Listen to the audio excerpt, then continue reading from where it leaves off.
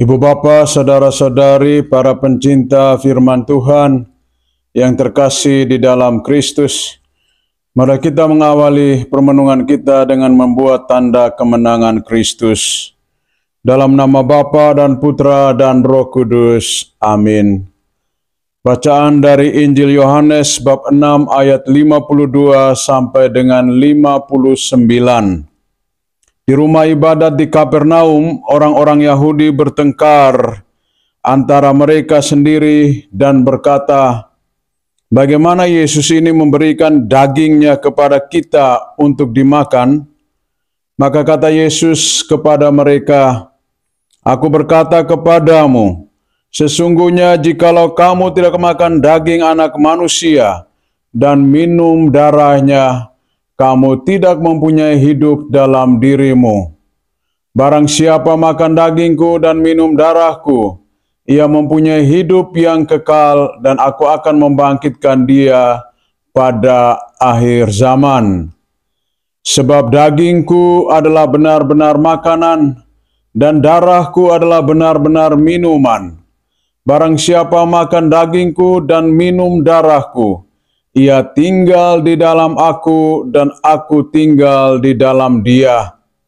Sama seperti Bapa yang hidup mengutus aku dan aku hidup oleh Bapa, demikian juga barang siapa memakan aku akan hidup oleh aku. Akulah roti yang turun dari surga, bukan roti seperti yang dimakan oleh nenek moyangmu, dan mereka telah mati. Barang siapa makan roti ini, ia akan hidup selama-lamanya." Semuanya ini dikatakan Yesus di Kapernaum ketika ia mengajar di rumah ibadat. Demikianlah sabda Tuhan. Ibu bapa, saudara-saudari, umat beriman yang terkasih di dalam Tuhan. Manusia sebagai makhluk ciptaan Tuhan yang luhur dan mulia, sekaligus juga sebagai makhluk rohani, membutuhkan relasi yang istimewa dengan yang ilahi. Relasi yang intim itu akan membantu dan menolong manusia untuk berziarah di dalam dan di tengah dunia ini, sekaligus juga dapat mewartakan kasih dan kebaikan dari Tuhan kepada semua orang. Yesus menyampaikan pewartaannya kepada banyak orang, bahwa barang siapa makan dagingku dan minum darahku, ia mempunyai hidup yang kekal, dan aku akan membangkitkan dia pada akhir zaman. Sebab dagingku adalah benar-benar makanan, dan darahku adalah benar-benar minuman.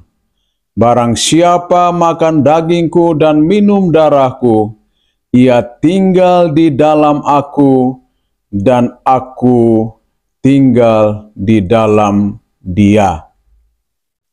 Yesus menegaskan hal ini, bahwa setiap orang yang menerima tubuh dan darahnya akan mengalami persatuan, persekutuan yang mesra dengan Tuhan sendiri, karena Tuhan tinggal di dalam hatinya.